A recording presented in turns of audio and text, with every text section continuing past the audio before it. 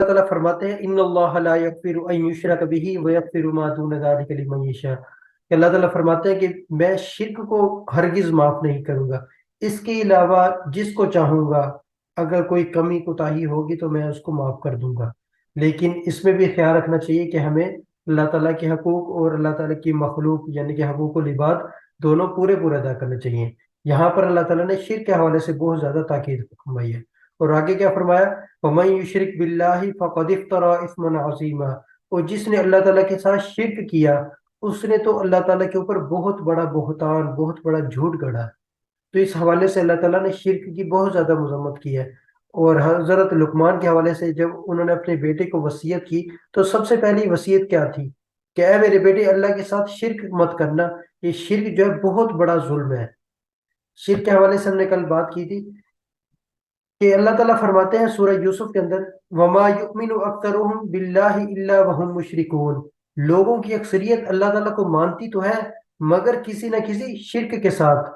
آج دنیا میں بے شمار مذاہب ایسے ہیں، بے شمار لوگ ایسے ہیں جو اللہ تعالیٰ کو مانتے ہیں لیکن ساتھ شرک بھی کرتے ہیں۔ کل ہم نے اس طرح یہودیوں کی مثال پڑھی کہ وہ اللہ کو بھی مانتے ہیں، سارے نبیوں کو مانتے ہیں، لیکن حضرت عزیر علیہ السلام کو اللہ کا بیٹا بنا دیا، حضرت عیسیٰ کو نہیں مانا، آپ صلی اللہ علیہ وسلم کو نہیں مانا۔ اسی طرح عیسائی وہ سارے کے سارے انبیاء کو مانتے ہیں لیکن اللہ کو بھی مانتے ہیں، لیکن انہوں نے حضرت عیسیٰ علیہ السلام کو اللہ تعالیٰ کا بیٹا بنا دیا۔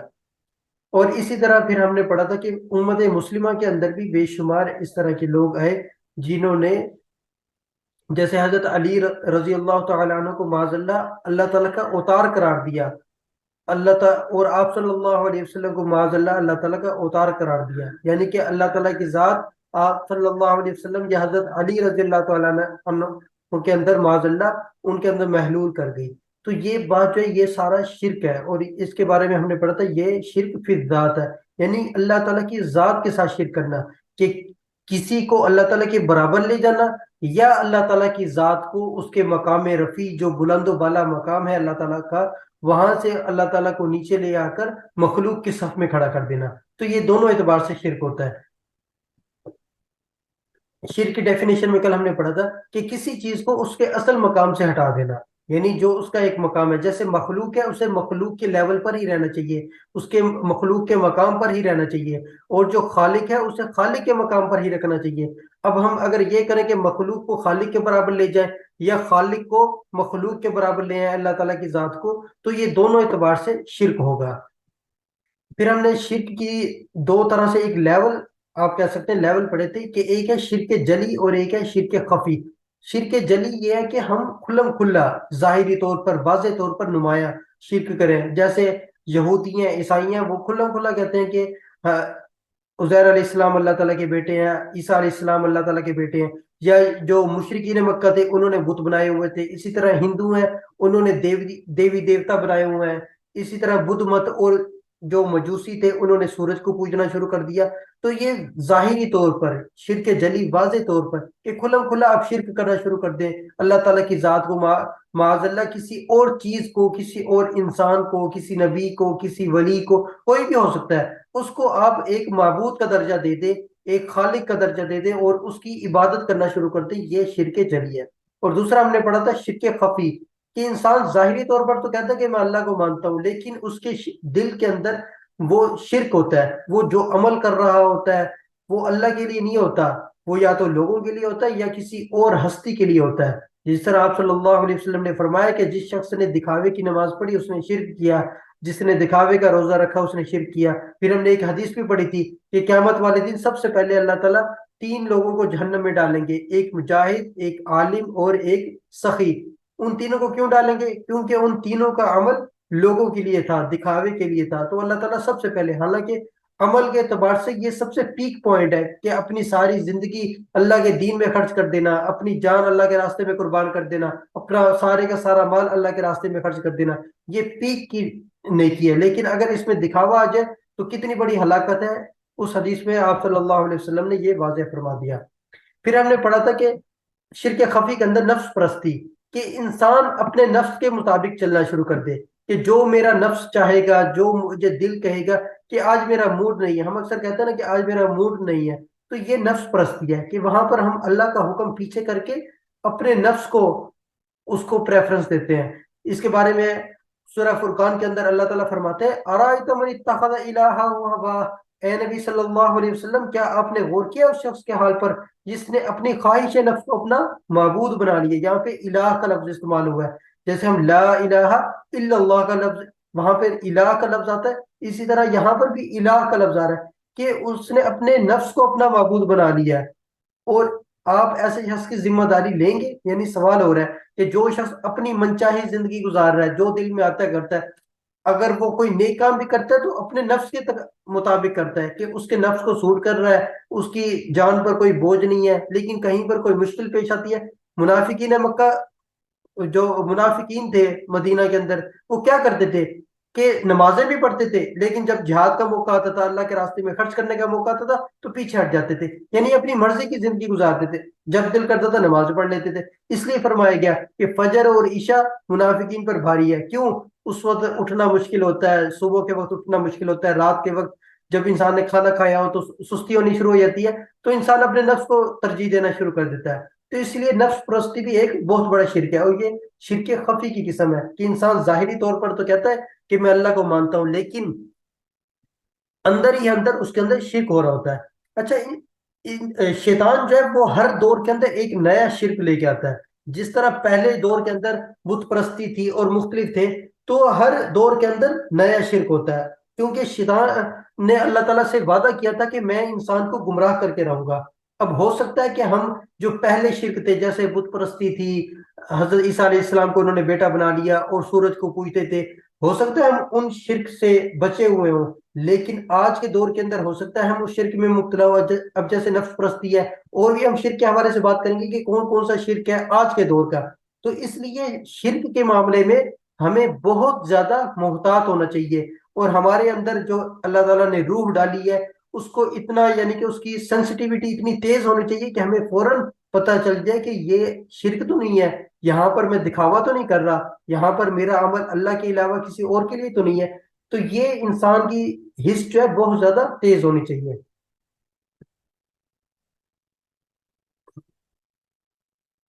اس کے بعد ہم نے شرک کی اقسام کے بارے میں پڑھا تھا۔ سب سے پہلے ہم نے کل بات کر لی تھی شرک فی ذات کے بارے میں، کہ اللہ تعالیٰ کی ذات میں شرک کر دینا، یعنی کہ کسی چیز کو اللہ کی ذات کے برابر لے آنا۔ اس کے بارے میں ابھی بات کی کہ جیسے حضرت عزیر علیہ السلام کو، حضرت عیسیٰ کو، اور یا سورج، چاند، ستارے، کچھ بھی ہو سکتا ہے، اور حضرت علی اور آپ صلی اللہ علیہ وسلم کو اللہ تعالیٰ کا ہوتا ہے۔ جیسے ہندوؤں کیا ہے کہ رام نے بھگوان کا روپ ڈھال لیا، اسی طرح مسلمانوں کے اندر بھی یہ ایک فرقہ وجود میں آ گیا۔ لیکن اللہ تعالیٰ نے حفاظت فرمائی اس امت کی، کیونکہ یہ امت آخری امت ہے، اس امت کے پاس جو کتاب ہے وہ آخری کتاب ہے، یہ جو ہدایت ہے یہ آخری ہدایت ہے، اب کوئی نبی کوئی رسول نہیں آئے گا۔ تو اس لحاظ سے اللہ تعالیٰ نے اس امت پر بہت بڑا احسان کیا ہے کہ کبھی بھی ایسا نہیں ہوگا کہ پوری کی پوری امت مسلمہ کسی نہ کسی شرک کے اندر یا کسی بدعت کے اندر مکمل طور پر آ جائے، بلکہ کوئی نہ کوئی لوگ ایسے ہوتے ہیں، کوئی گروہ ایسا ہوتا ہے جو اس کا دفاع کرتا ہے اور دین کو ویسے ہی دوبارہ سامنے لوگوں کے سامنے پیش کرتا ہے جیسے وہ تھا۔ تو اس لیے شرک فی ذات کے حوالے سے یہ امت مجموعی طور پر اس سے بچی رہی۔ کچھ لوگ اگر درمیان میں آئے بھی تو اس کا دفاع کیا گیا اور انہیں اس طریقے سے ختم کیا گیا ان عقائد کو۔ پھر آپ صلی اللہ علیہ وسلم کی ذات کے بارے میں مشرکین مکہ کہتے تھے کہ آپ انسان ہیں، کوئی فرشتہ آنا چاہیے تھا جو ہم پر ہمارے سامنے آتا اور ہم اس کو دیکھ کر ایمان لے کے آتے۔ لیکن بعد میں یہ فطرہ پیدا ہو گیا تھا، آپ صلی اللہ علیہ وسلم نور ہیں یا بشر ہیں؟ تو اللہ تعالیٰ نے قرآن پاک میں واضح طور پر ارشاد فرما دیا قل انما انا بشر مثلکم یوحا الی انما الہکم الہ واحد۔ اے نبی صلی اللہ علیہ وسلم کہیے کہ میں تو ایک انسان ہوں تم ہی جیسا، میری طرف وحی کی جاتی ہے، تمہارا خدا بس ایک ہی خدا ہے۔ اب یہاں پر ایک نقطہ ہمارے سامنے ہونا چاہیے کہ یہاں پر لفظ استعمال ہو کہ تمہارے جیسا، لیکن بالکل ہمارے جیسا ہم اگر خیال کریں تو یہ بہت بڑی بے ادبی ہوگی۔ انسان تھے لیکن ان کے اوپر وحی آتی تھی، جس کی وجہ سے وہ ایک عظیم ہستی۔ انبیاء کیا ہوتے ہیں کہ ان کا اللہ تعالیٰ کے ساتھ ایک ڈائریکٹ رابطہ ہوتا ہے، وہ اللہ تعالیٰ کے ہر وقت اللہ تعالیٰ کی وحی ان پر آ رہی ہوتی ہے، اللہ تعالیٰ ان سے ہم کلام ہو رہے ہوتے ہیں کسی نہ کسی طریقے سے۔ تو اس لیے انبیاء انسان ضرور ہوتے ہیں لیکن وہ بالکل عام انسانوں جیسے نہیں ہوتے، وہ معصوم الخطا ہوتے ہیں، اللہ تعالیٰ کی خاص عنایت ہوتی ہے ان پر، خاص پروٹیکشن ہوتی ہے۔ تو اس حوالے سے اللہ تعالیٰ نے ان کو ہر طرح کی برائیوں سے، ہر چیزوں سے بچایا ہوتا ہے، اور ہر نبی کے پاس جو علم ہوتا ہے وہ اللہ تعالیٰ کا عطا کردہ ہوتا ہے۔ اچھا، شرک فی ذات کے حوالے سے کل ہم نے بات کر لی، آج ہم نے بات کرنی ہے شرک فی صفات، کہ اللہ تعالیٰ کی صفات کے اندر بھی شرک ہو سکتا ہے، کہ اللہ تعالیٰ کی جس طرح ذات ہے اسی طرح اللہ تعالیٰ کی صفات بھی، وہ ان کی کوئی مثل نہیں ہو سکتی۔ ہاں اللہ تعالیٰ نے ہمیں صفات دی ہیں، لیکن ہماری صفات بہت محدود ہیں، یعنی اگر ہمارے اندر اللہ تعالیٰ نے رحم کا مادہ ڈالا ہے یا کوئی اور چیز ڈالی ہے ہمارے اندر، لیکن وہ چیز محدود ہے۔ اللہ تعالیٰ کی صفات جو ہے وہ لامحدود ہے۔ اللہ تعالیٰ کی ذات صفات جو ہے وہ اللہ تعالیٰ کی اپنی ذاتی ہیں، اور ہمارے اندر جو صفات ہیں وہ اللہ تعالیٰ نے ہمیں عطا کی ہیں۔ اسی طرح جیسے ہمارا وجود ہے، ہمارا جسم ہے، یہ اللہ تعالیٰ نے ہمیں عطا کیا ہے، لیکن اللہ تعالیٰ کا جو اللہ تعالیٰ کی ذات ہے وہ اللہ تعالیٰ کی از خود ہے، اللہ تعالیٰ کو کسی نے بنایا نہیں ہے۔ اسی لیے اللہ تعالیٰ کی جس طرح ذات میں شرک نہیں ہونا چاہیے، اسی طرح اللہ تعالیٰ کی صفات میں بھی شرک نہیں ہونا چاہیے۔ جیسے نیچے لکھا ہوا ہے کہ اللہ تعالیٰ کی ذات بھی مطلق ہے اور صفات بھی، کہ اللہ تعالیٰ کی ذات لامحدود ہے، اس کے بارے میں ہم یہ گمان کریں، یہ مختلف ازیوم کریں کہ اللہ تعالیٰ کی ذات ایسی ہوگی، یہ انسان کے بس کی بات ہی نہیں ہے۔ اگر انشاءاللہ جب جنت میں جائیں گے تو اللہ تعالیٰ اپنا دیدار فرما دیں گے، تو وہاں پر اللہ تعالیٰ کی ذات کو ہم اپنی آنکھوں سے دیکھ لیں گے، لیکن دنیا میں رہتے ہوئے ایسی بحثیں کرنا کہ اللہ تعالیٰ کی ذات ایسے ہے، اور اس طریقے سے انسان مختلف طرح کے فتنے میں مبتلا ہو سکتا ہے، تو اس لیے انسان اس سے بچے۔ اور اللہ تعالیٰ کی صفات جو ہے وہ انسان دوسروں کے اندر ان چیزوں کو، جیسے علم غیب ہے وہ اللہ تعالیٰ کا اپنا ذاتی ہے، دوسروں کو اللہ تعالیٰ نے جو علم دیا وہ اللہ تعالیٰ کا عطا کردہ ہے، جیسے اللہ تعالیٰ نے نبیوں کو دیا۔ یہاں پر آگے علم کے حوالے سے بات ہو رہی ہے، سبحانک لا علم لنا الا ما علمتنا، اے پروردگار، جب اللہ تعالیٰ نے حضرت آدم علیہ السلام کو بنایا تو فرشتوں کو حکم دیا کہ ان کو سجدہ کرو، اور پھر جب ان سے مختلف نام پوچھے گئے حضرت آدم سے تو انہوں نے بتائے، لیکن جب فرشتوں سے پوچھے گئے تو انہوں نے کیا فرمایا، ہمیں کوئی علم حاصل نہیں سوائے اس کے جو تو نے ہمیں سکھایا ہے۔ کہ اللہ تعالیٰ جو علم کسی کو دیتا ہے وہ بھی عطا کردہ ہوتا ہے، کوئی فرشتہ ہو، کوئی نبی ہو، کوئی رسول ہو، یا اولیاء اللہ ہو، یا کوئی بھی انسان ہو، اس کے بعد جو علم ہوگا وہ عطا کردہ ہوگا، لیکن اللہ تعالیٰ کے بعد جو علم ہوگا وہ اللہ تعالیٰ کا اپنا ذاتی ہے۔ جیسے اللہ تعالیٰ نے نیچے فرمایا سورہ جن کے اندر، عالم الغیب فلا یظہر علی غیبہ احدا الا من ارتضی من رسول، اللہ تعالیٰ عالم الغیب ہے، وہ اپنے غیب پر کسی کو مطلع یعنی کہ کسی کو آگاہ نہیں کرتا مگر اپنے رسولوں میں سے جس کو چاہے۔ اب جیسے قیامت کا علم ہے، اللہ تعالیٰ نے کسی بھی نبی کو نہیں بتایا، آپ صلی اللہ علیہ وسلم کو بھی نہیں بتایا، لیکن نشانیاں بتا دی۔ اسی طرح جنت جہنم وہ ہمارے لیے غیب ضرور ہے، لیکن اللہ کے نبی کے لیے غیب نہیں تھا، کیونکہ اللہ تعالیٰ نے انہیں دکھا دیا، لیکن جب تک اللہ کے نبی کو بھی نہیں دکھایا تھا تب تک ان کے لیے بھی غیب تھا۔ تو ایک نبی کا جو علم ہے وہ جو باقی مخلوق ہے، جو باقی انسان ہے، ان سے کہیں زیادہ ہوتا ہے، اس لیے تو اللہ تعالیٰ انہیں نبی بناتے ہیں کسی بھی، تو اس لیے اللہ تعالیٰ انہیں خاص پروٹیکشن بھی دیتے ہیں، ان پر وحی بھی کرتے ہیں، تو اس حوالے سے ان کا علم باقی انسانوں کی نسبت سے زیادہ ہوتا ہے۔ اور جو ہمارے لیے غیب ہوتا ہے وہ باقی انبیاء کے لیے، یا اللہ تعالیٰ نے جو فرشتوں کا علم دیا ہوا وہ ان کے لیے غیب نہیں ہے، کیونکہ انہوں نے اللہ تعالیٰ کو دیکھا بھی ہوا ہے، جنت جہنم کو دیکھا بھی ہوا ہے، قبر کے معاملات بھی دیکھے ہوئے ہیں، لیکن ہم نے نہیں دیکھے، اس لیے ہمارے لیے وہ غیب ہوگا، لیکن ان کے لیے، انبیاء کے لیے، فرشتوں کے لیے وہ علم غیب نہیں ہوگا، اور وہ اللہ تعالیٰ کا عطا کردہ ہوگا، ان کا از خود نہیں ہوگا، یعنی کسی نبی کو پہلے سے نہیں پتا چلا کہ یہ جنت جہنم بھی ہے یا نہیں ہے۔ جیسے آپ صلی اللہ علیہ وسلم کو نبوت سے پہلے کچھ نہیں پتا تھا، لیکن جب اللہ تعالیٰ نے نبوت عطا کی، اس کے بعد وحی آنا شروع ہوئی، تو پھر آپ صلی اللہ علیہ وسلم کے علم کے اندر اللہ تعالیٰ اضافہ فرماتے گئے۔ یہاں پر ایک بات اور بھی ہمیں ذہن میں رکھنی چاہیے کہ اللہ تعالیٰ جو کسی کام کا کرنے کو چاہتے ہیں تو اللہ تعالیٰ فرماتے ہیں کہ انما امرہ اذا اراد شیئا ان یقول له کن فیکون، کہ اللہ تعالیٰ کسی کام کے کرنے کو چاہیں تو وہ فوراً ہی ہو جاتا ہے، اس میں کسی طرح کی دیر نہیں ہوتی، لیکن اگر کوئی مخلوق ہے وہ کسی کام کو کرنے لگے گی تو اسے ٹائم بھی لگے گا، اور ہماری چاہت کے مطابق کام ہو یہ ضروری نہیں ہے، لیکن ہر کام اللہ تعالیٰ کی چاہت کے مطابق ہوتا ہے، یہ ضروری ہے۔ یہاں پر اللہ تعالیٰ فرما رہے ہیں انک لا تہدی من احببت ولکن اللہ یہدی من یشاء، اے نبی صلی اللہ علیہ وسلم آپ نہیں ہدایت دے سکتے جسے بھی آپ چاہیں، لیکن اللہ ہدایت دیتا ہے جس کو چاہتا ہے۔ یہاں پر اس حوالے سے ایک بات ہو رہی ہے کہ آپ صلی اللہ علیہ وسلم نے ایک دفعہ صحابہ کرام بیٹھے تھے تو کوئی بات کی، تو صحابہ نے عرض کیا یا رسول اللہ جیسا آپ چاہیں یا جیسا اللہ چاہے۔ تو آپ صلی اللہ علیہ وسلم نے اس بات پر بہت زیادہ ٹوکا انہیں کہ تم نے مجھے اللہ کے برابر کر دیا،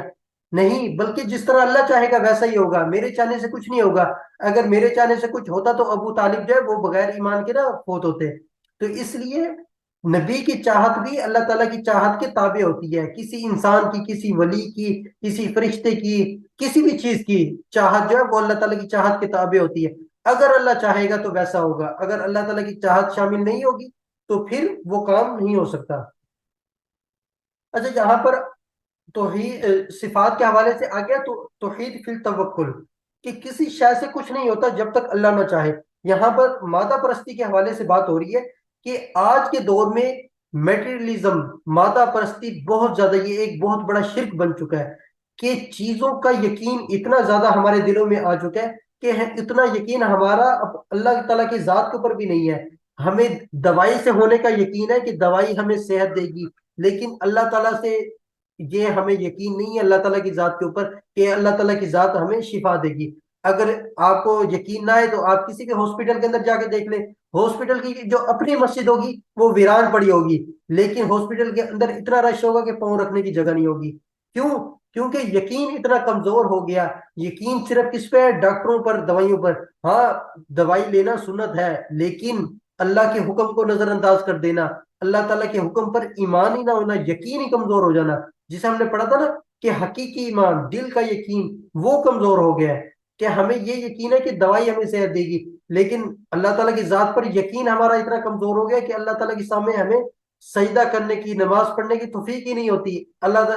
دن میں 5 دفعہ صدائیں آ رہی ہوتی ہیں، حیا علی الصلاح، حیا علی الفلاح، او نماز کی طرف، او کامیابی کی طرف، لیکن کتنے لوگ ایسے ہیں جو کامیابی کی طرف جاتے ہیں؟ تو ہم سب کو اپنا جائزہ خود لینا چاہیے۔ اس لیے آج کے دور کا کہ میں یہ سمجھتا ہوں کہ میرے جیب کے اندر جو پیسے ہیں ان سے کام بنیں گے، اللہ تعالیٰ فرماتے ہیں کہ نہیں، ہر چیز کے اندر جو نفع نقصان کی صلاحیت رکھی ہے وہ اللہ تعالیٰ نے رکھی ہے۔ اگر اللہ تعالیٰ چاہیں گے تو ہمیں نفع ملے گا، اگر اللہ تعالیٰ چاہیں گے تو ہمیں کوئی بھی چیز نفع نہیں دے سکتی۔ تو اس لیے اس بات کا یقین ہمارے دلوں کے اندر گہرے سے گہرا ہونا چاہیے۔ جب یہ یقین مضبوط ہوگا تب ہمارا دنیا میں رہنا بھی آسان ہوگا۔ اور یہ جو مادہ پرستی کا کہ دنیا ہر وقت بات ہی پیسے کی ہو رہی ہے کہ بڑا گھر ہو، بڑی گاڑی ہو، پیسہ پیسہ، کہ اللہ تعالیٰ کے احکامات کو اتنا پیچھے ڈال دیا کہ ان کی طرف توجہ ہی نہیں ہے، آخرت کی زندگی کی طرف توجہ ہی نہیں ہے۔ ہر طرف یعنی کہ مغربی دنیا کو ہم اتنا یعنی کہ اس کے پیچھے لگے کہ اپنی آخرت کو ہی ہم نے بلا دیا۔ تو آج کے دور کا جو سب سے بڑا شرک ہے وہ مادہ پرستی کا شرک ہے کہ انسان ہر وقت مادے کے پیچھے لگا ہوگا، چیزوں کے پیچھے، دوسرے معنی مادے سے مراد چیزوں کے پیچھے لگا ہوگا۔ یہاں پر سورہ کہف کے اندر اللہ تعالیٰ نے دو واقعات بیان کیے تھے، ان میں سے ایک واقعہ یہ ہے کہ ایک شخص تھا، اس کو اللہ تعالیٰ نے بہت بڑی نعمتیں دی تھی، باغات دیے تھے، اور دوسرا تھا وہ اللہ والا تھا۔ تو اس نے اپنے دوست سے کہا کہ اللہ تعالیٰ نے تمہیں یہ نعمتیں دی ہیں تو تم ان پر اللہ تعالیٰ کا شکر ادا کرو۔ اس نے کہا کہ نہیں، یہ تو میں نے اپنے ہنر سے، اپنی عقل سے اس کو میں نے حاصل کیا ہے۔ تو اس بات پر اللہ تعالیٰ نے اس کی ساری نعمتیں اس سے چھین لی۔ آج بھی ہم دیکھیں، اگر ہمیں کوئی دولت مل جائے، اچھا عہدہ مل جائے، ہمارا کاروبار بڑے سے بڑا ہو جائے، تو ہم کیا کہتے ہیں کہ یہ میں نے اپنے بل بوتے پر کیا ہے، یہ میری محنت تھی جو رنگ لے کر آئی ہے۔ وہاں پر اللہ تعالیٰ کی ذات کا کوئی نام نہیں ہوتا کہ اللہ نے کرم کیا ہے، کیونکہ اگر اللہ تعالیٰ کی ذات کو انسان سامنے رکھے تو پھر انسان اس دولت کو ویسے ہی خرچ کرتا ہے جیسے اللہ تعالیٰ چاہے گا۔ پھر انسان فضول خرچی میں اور دکھاوے میں اس طرح خرچ نہیں کرے گا کہ شادیوں کے موقع پر بے بہا پیسہ اتنا بہا دیا جائے، فضول خرچی کر دی جائے اور اللہ تعالیٰ کی نافرمانی کی جائے۔ تو آج کے دور میں بھی مادہ پرستی کہ انسان کو کچھ مل جائے تو فوراً اتنا اتراتا ہے کہ اللہ تعالیٰ کی ذات کو ہی بھول جاتا ہے کہ اللہ تعالیٰ کی ذات نے بھی کچھ میرے لیے کیا ہے یا نہیں کیا۔ تو اس حوالے سے ہمیں غور کرنا چاہیے کہ آیا کہ ہم مادہ پرستی کے اندر کہیں شرک کے اندر مبتلا تو نہیں ہے۔ اگر خدا نہ خواستہ کہیں ہے تو اللہ تعالیٰ سے انسان دعا کرے کہ اے اللہ ہمارے دلوں کے اندر اپنی محبت ڈال دے باقی ساری چیزوں سے کم، کہ باقی چیزوں کی محبت ہو۔ اللہ تعالیٰ نے انسان کے دل کے اندر رکھی ہے۔ اللہ تعالیٰ خود فرماتے ہیں کہ زُيِّنَ لِلنَّاسِ حُبُّ الشَّهَوَاتِ مِنَ النِّسَاءِ وَالْبَنِينَ والقناطير المقنطرة من الذهب والفضة والخيل المسومة والأنعام والحرث، کہ ہم نے عورتوں کی، مال کی، بیٹوں کی اور باغوں کی، اچھی گاڑیوں کی سواری کی، ہر چیز کی محبت ہم نے رکھی ہے۔ لیکن ان محبت کے ہوتے ہوئے دنیا میں رہنا اور اللہ تعالیٰ کے حقوق کو پورا کرنا، یہ اصل طریقہ ہے کہ انسان کے پاس سب چیزیں ہوں تو اللہ تعالیٰ کے حکم کو پورا کرے۔ اگر انسان راہباریت ہی اختیار کر لے، ساری دنیا سے کٹ آف ہو جائے، تو پھر اس کا اسلام کے اندر اللہ تعالیٰ نے اس چیز سے منع کیا ہے۔ اللہ تعالیٰ فرماتے ہیں کہ اس دنیا کے اندر رہتے ہوئے میرے حقوق کو پورا کرو۔ تو یہ سب سے بڑی، اسی کو تقوی کہا گیا ہے۔ پھر آگے تیسری ٹائپ ہے اس کی شرک فی الحقوق کے حوالے سے۔ پہلے تو ہم نے پڑھی شرک فی الذات کیا، اور دوسری ہم نے شرک فی الصفات کیا۔ سب سے پہلا اللہ تعالیٰ کی ذات میں شرک، اور دوسرا اللہ تعالیٰ کی صفات میں شرک، کہ جس طرح اللہ تعالیٰ کی صفات ہے لامحدود، اسی طرح اللہ تعالیٰ کی ذات بھی لامحدود ہے۔ مادے کے حوالے سے ہم نے بات کر لی کہ مادے کے اندر جو صفت رکھی ہے وہ اللہ تعالیٰ نے خود رکھی ہے۔ آگ کے اندر جلانے کی صلاحیت ہے اللہ تعالیٰ نے ہی رکھی ہے۔ اب آگے ہے شرک فی الحقوق یا شرک فی العبادت۔ عبادت سے مراد ہے کہ انسان کسی کی اطاعت کرے، کسی کی بندگی کرے۔ اس حوالے سے یہ حدیث ہے کہ لا طاعت لمخلوق فی معصیت الخالق، کسی مخلوق کی اطاعت نہیں کی جائے گی اس معاملے میں جس میں خالق کی نافرمانی ہو۔ انسان کسی بھی ایسے شخص کی، کسی سسٹم کی یا ملکی طور پر کسی بھی ایسی چیز کی اطاعت نہیں کرے گا، اس کی پیروی نہیں کرے گا جو اللہ تعالیٰ کی حکم کے خلاف ہو۔ سورہ لقمان میں ہم نے پڑھا تھا کہ اگر والدین، کیونکہ اللہ تعالیٰ کے حقوق کے بعد سب سے پہلا حق حقوق العباد کے اندر اللہ تعالیٰ نے والدین کا رکھا تھا، اور وہاں بھی اللہ تعالیٰ نے فرمایا کہ اگر وہ تمہیں اس چیز کی طرف بلائیں جو میری شرک کی طرف یا میرے خلاف، اللہ تعالیٰ کے حکم کے خلاف کوئی کام ہو، تو وہاں پر ان کی پیروی لازم نہیں ہے۔ پیروی صرف اس کی ہوگی وَاتَّبِعْ سَبِيلَ مَنْ أَنَابَ إِلَيَّ، پیروی صرف اس کی ہوگی جو میرے راستے پر ہوگا، جو انسان میرے راستے پر ہوگا صرف اسی کی پیروی ہوگی۔ تو یہاں پر ایک، کل ہم نے بات کی تھی عبد، ایک ہے عبادت اور ایک ہے عبادات، ان دونوں میں بنیادی فرق ہے۔ عبادات جو ہے وہ نماز، روزہ، زکوٰۃ، حج، جو ارکان اسلام ہم نے پڑھے ہوئے ہیں، اس حوالے سے ان کو عبادات کہا جاتا ہے۔ اور عبادت ہے، یہ لفظ نکلا ہے عبد سے۔ عبد کا مطلب ہوتا ہے غلام۔ اللہ تعالیٰ فرماتے ہیں وَمَا خَلَقْتُ الْجِنَّ وَالْإِنسَ إِلَّا لِيَعْبُدُونَ، اور ہم نے جنوں اور انسانوں کو پیدا ہی صرف اپنی عبادت کے لیے۔ عبادت سے مراد مکمل طور پر اللہ تعالیٰ کی بندگی کرنا۔ جس طرح غلام ہوتا ہے، اس کی کوئی اپنی مرضی نہیں ہوتی، اپنی کوئی چاہت نہیں ہوتی، وہ اپنے مالک کا فرما بردار ہوتا ہے۔ مالک چاہے تو اسے ذبح کر دے، اسے کھانے کو دے چاہے نہ دے۔ جس طرح ابو جہل نے حضرت سمیہ کو شہید کر دیا تھا، حضرت یاسر کو شہید کر دیا تھا، کوئی پوچھنے والا نہیں تھا۔ کیوں؟ کیونکہ وہ ان کے غلام تھے۔ تو اسی طرح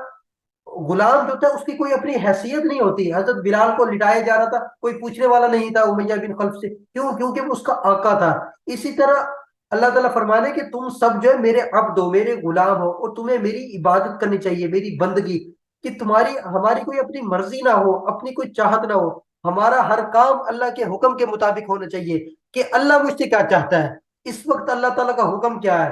ہم کہیں کاروبار کے اندر ہیں، اپنی ڈگری کر رہے ہیں، کسی بھی معاملے کے اندر ہے، خوشی ہے، غمی ہے، شادی کے موقع پر، ہر بازار جا رہے ہیں تب بھی، کہیں پر بھی ہیں، گھر کے اندر ہیں، سوتے بیٹھتے اٹھتے، ہم دیکھیں کہ اس وقت اللہ تعالیٰ کا حکم کیا ہے، اس حکم کو پورا کرنا یہ عبادت ہے۔ عبادت صرف یہ نہیں ہے کہ ہم نماز کے ٹائم پہ مسجد چلے جائیں یا عورتیں گھر کے اندر نماز پڑھ لیں اور نماز کے بعد پھر اپنی مرضی کرتے رہیں، پھر اگلی نماز کے وقت دیکھا جائے گا۔ اسی طرح روزے سال میں ایک دفعہ رکھ لیے، اس کے بعد اگلے سال جو اگلے رمضان میں دیکھا جائے گا، نہیں، ایسا بالکل بھی نہیں ہے۔ عبادت 24 گھنٹے کی ہے، رات اور دن کی عبادت ہے، کہ انسان ہر وقت ہر لمحے اللہ تعالیٰ کی بندگی کرنے والا ہو، اللہ تعالیٰ کے ہر حکم کو۔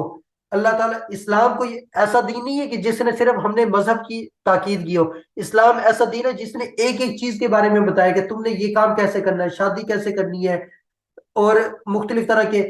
اگر کوئی غمی آ جائے تو کیا کرنا ہے، تجارت کیسے کرنی ہے، سونا کیسے ہے، کھانا کیسے ہے، حتیٰ کہ واش روم کرنے کا طریقہ بھی بتایا۔ تو یہ ساری کی ساری چیزیں جو یہ عبادت کے اندر ہے کہ اللہ تعالیٰ کی بندگی کرنا مکمل طور پر۔ یہاں پر نفس پرستی کے حوالے سے پہلے بھی ہم نے بات کر لی کہ ایک ہے اللہ کا حکم، ایک ہے ہمارا اپنی ذات، کہ ہمارا نفس کیا چاہتا ہے۔ تو ہمیں اپنے اللہ تعالیٰ کی ذات کو سامنے رکھنا چاہیے، نہ کہ اپنے نفس کو ہم سامنے رکھیں۔ اس حوالے سے یہ ایک مثال ہے، حضرت مولانا روم کا ایک شعر تھا، اس حوالے سے اس کی تشریح کی ہوئی ہے کہ ہمارا جو نفس ہے وہ بھی کسی فرعون سے کم نہیں ہے۔ فرعون جو تھا اس کے پاس بادشاہت تھی، اور اس کے بعد مصر کی حکومت تھی، اس کے بعد لشکر تھا، وہ کہتا تھا کہ یہاں پر میری حکومت ہوگی، میرا قبضہ ہے، تو میرا یہاں پر حکم چلے گا۔ تو ہمارا نفس کیا کہتا ہے کہ مجھے نہیں پتا کیا کرنا ہے، کیسے کرنا ہے، مجھے نہیں پتا کہ یہ حلال ہے حرام ہے، اللہ کا حکم کیا ہے۔ وہ کہتا ہے کہ بس مجھے یہ چاہیے تو چاہیے، اگر مجھے یہ چیز چاہیے کہیں سے بھی لے کے آؤ، کسی کا حق مارو، کسی کے ساتھ ظلم کرو، جو مرضی کرو۔ فجر کا وقت ہو رہا ہے، بھائی مجھے سونا ہے، نفس کہتا ہے مجھے سونا ہے، اللہ کا حکم آ گیا کہ اٹھو۔ تو وہاں پر ہم کس چیز کو پریفرنس دیتے ہیں، اپنے نفس کو دیتے ہیں یا اللہ تعالیٰ کے حکم کو دیتے ہیں؟ تو یہاں پر وہ مثال بیان کرے کہ ہمارا نفس بھی کوئی کسی فرعون سے کم نہیں ہے، کہ ہمارا نفس اسی طرح جو یہ نعرے لگتے ہیں کہ میرا جسم میری مرضی، یہ کیا ہے کہ یہ ایک بہت بڑا اللہ تعالیٰ سے بغاوت ہے، ایک بہت بڑا شرک ہے۔ کہ اس نے کہا تھا کہ میں تمہارا بہت بڑا رب ہوں، اس نے یہ نہیں کہا تھا کہ یہ سورج چاند ستارے میں نے پیدا کر دیے، وہ کہتا تھا کہ یہاں پر یہ جو ٹیریٹری ہے، یہ جو حکومت ہے، یہاں پر صرف میرا حکم چلے گا، اللہ کا حکم نہیں چلے گا۔ اسی طرح مشرکین مکہ بھی یہی کہتے تھے، اللہ کو تو وہ بھی مانتے تھے۔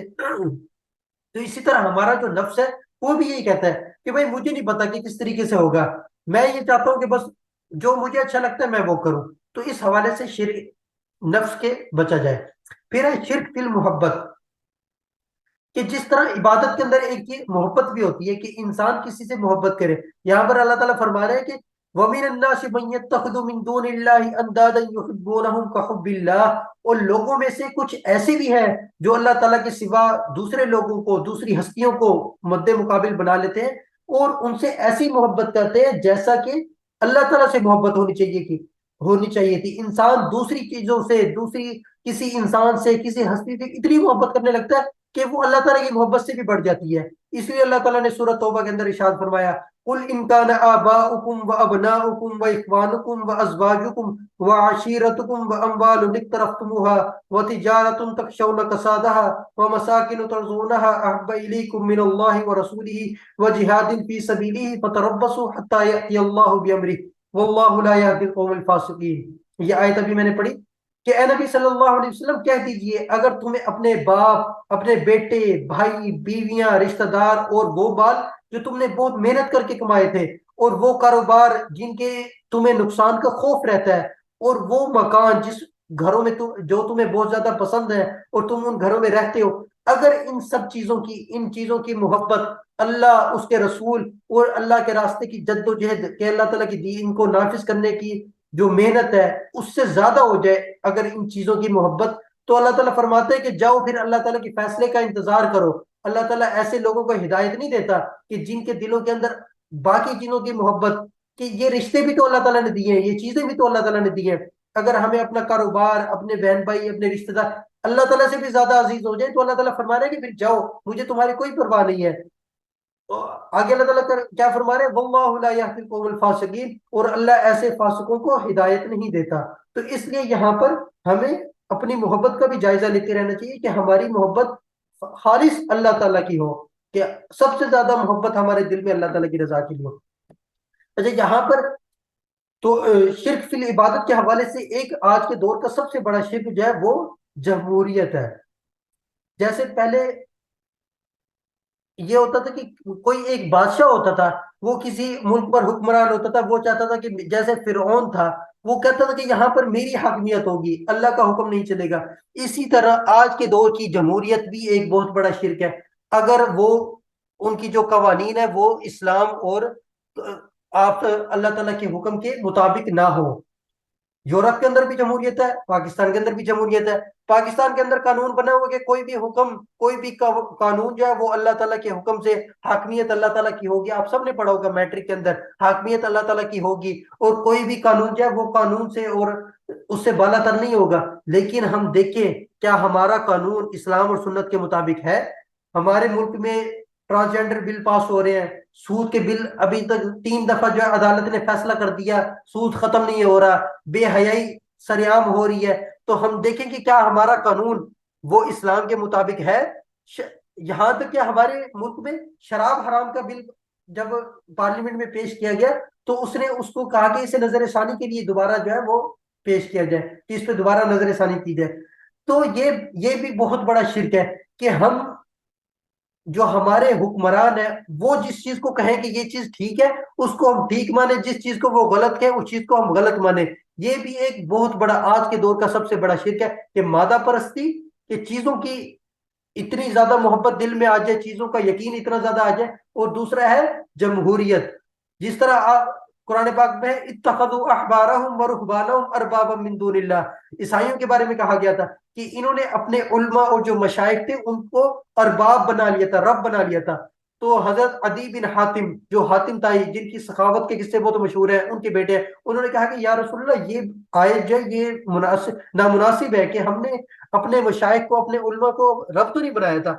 تو آپ صلی اللہ علیہ وسلم نے فرمایا کیا وہ جس چیز کو حلال کر دے تم اس چیز کو حلال نہیں کر لیتے تھے، جس چیز کو وہ حرام کر دے اس چیز کو تم حرام نہیں کر لیتے تھے؟ انہوں نے کہا کہ ہاں ایسا ہی ہے۔ تو اس لیے رب اسی کو تو کہتے ہیں کہ حاکمیت اس کی ہو جائے، اس لیے اللہ تعالیٰ کے سوا کسی کی حاکمیت اللہ تعالیٰ فرماتے ہیں کہ یہ قابل قبول نہیں ہے۔ ان الحکم الا للہ، اللہ تعالیٰ سورہ آل عمران میں فرماتے ہیں کہ حاکمیت وہ صرف اللہ کی ہوگی، اگر اللہ کے سوا کسی کی بھی حاکمیت انسان قبول کرے گا تو یہ بھی ایک بہت بڑا شرک ہے۔ اس لیے انسان کوشش کرے کہ اگر حکومتی لیول پر کوئی اس طرح کے معاملات ہو بھی رہے تو انسان اپنے آپ کو بچانے کی کوشش کرے، اور اس نظام سے ہمارے دلوں کے اندر نفرت ہونی چاہیے، اور ہم اللہ تعالیٰ سے دعا بھی کریں کہ اللہ ایسا نظام آئے۔ جمہوریت، یہ نہیں کہ جمہوریت ایسا خود بری چیز ہے، اگر جمہوریت اسلام کے مطابق ہو تو جمہوریت ٹھیک ہے، لیکن اگر اس کے قانون اللہ تعالیٰ کے حکم کے خلاف ہونا شروع ہو جائے تو پھر جو ہے وہ جمہوریت شرک بن جاتا ہے۔ جس طرح وہ پھر کسی چیز کو کہے کہ یہ غلط ہے تو ہم اس کو غلط مان لیں، کسی چیز کو وہ کہے کہ یہ صحیح ہے تو ہم صحیح مان لیں۔ تو اس لیے اس حوالے سے بھی انسان اس کو بچا جائے۔ اور توحید فی المحبت کے حوالے سے آخری بات یہ کہ محبت کا اصل مرکز اللہ تعالیٰ کی ذات ہو، باقی تمام محبتیں اس کے تابع ہونی چاہیے۔ یعنی والدین سے جو محبت ہے وہ بھی اللہ تعالیٰ کی محبت کے تابع ہو، یہ نہیں کہ والدین سے یا کسی بھی اپنے عزیز سے یا بیوی سے اتنی محبت ہو جائے کہ وہ اللہ تعالیٰ کی محبت سے بڑھ جائے، تو ایسا بالکل بھی نہیں ہے۔ اگر ایسا ہوگا تو یہ شرک بن جائے گا۔ اسی طرح کسی شخص سے یا کسی ادارے سے، یعنی کہ انسان اپنے وطن سے اتنی محبت کرنے لگ جائے کہ وطن بھی کہے کہ بھائی کسی کو مار دو تو ہم مار دیں، تو ایسا نہیں ہونا چاہیے۔ تو اس حوالے سے جو آج ہم نے شرک کے حوالے سے بات کی، تو اللہ تعالیٰ سے ہم دعا بھی کریں کہ اے اللہ ہمارے اندر اگر اس طرح کی کوئی مسئلہ ہے تو اس کو دور فرما دے، اور ہمیں شرک کے اندر ہماری جو سینسٹیوٹی ہے، جو حساسیت ہے ہمارے اندر، وہ پیدا کر دے تاکہ ہم آنے والے دور کے شرک کو پہچان سکے اور اس وقت کے دور کو بھی، دور کے شرک کو بھی پہچان سکے۔ کیونکہ شیطان جب وہ ہمارا سب سے بڑا دشمن ہے، شیطان نہیں چاہتا کہ وہ انسان کامیاب ہو جائے، کہ کوئی مرد یا کوئی عورت جو ہے وہ جنت میں چلا جائے۔ وہ تو کہتا ہے کہ سارے کے سارے جو ہے انہوں نے مجھے جنت سے نکلوایا تھا، انہوں نے مجھے اپنے مقام سے نیچے گروایا تھا، تو اب میں ساروں کے ساروں کو جہنم میں لے کر جاؤں گا۔ لیکن ہمیں کوشش کرنی ہے، اللہ تعالیٰ بہت غفور الرحیم ہے، اللہ تعالیٰ فرماتے ہیں کہ تم مجھ سے معافی مانگو میں تمہیں معاف کر دوں گا۔ تو اللہ تعالیٰ سے ہم دعا بھی کریں، اپنی پہلی جو زندگی گزری اس پر ہم اللہ تعالیٰ سے معافی مانگے، اور آئندہ عزم کریں اور غور و فکر کریں اور قرآن کو سمجھنے کی محنت اور کوشش کریں، اور جو آج کے دور کے جو فتنے ہیں ان کو سمجھنے کی کوشش کریں کہ کہیں یہ چیز اللہ تعالیٰ کے حکم کے خلاف تو نہیں ہے۔ اگر وہ چیز اللہ کے حکم کے خلاف ہے تو اس سے بچنے کی کوشش کرنا، خود بھی اس سے بچنا اور دوسروں کو بھی اس سے روکنا۔ وتواصوا بالحق اسی کو کہتے ہیں کہ خود بھی نیکی کرنا، دوسروں کو بھی نیکی کی دعوت دینا، خود بھی برائی سے بچنا۔ آج ہمیں پتہ چلتا ہے کہ ہماری شادیوں کے اندر بے شمار رسمیں ایسی ہیں جو ہندوانہ رسمیں ہیں، تو اس شادی کے اندر برکت کیسے ہوگی؟ برکت تو تب بھی ہوگی جب وہ نکاح، وہ جو بھی چیز، جو بھی معاملہ ہے وہ اللہ کے حکم کے مطابق ہوگا۔ تو اس لیے ان چیزوں سے ہمیں بچنا چاہیے۔ اللہ تعالیٰ سے دعا ہے کہ اللہ تعالیٰ ہمیں عمل کرنے کی توفیق عطا فرمائے۔ وآخر دعوانا ان الحمد للہ رب العالمین۔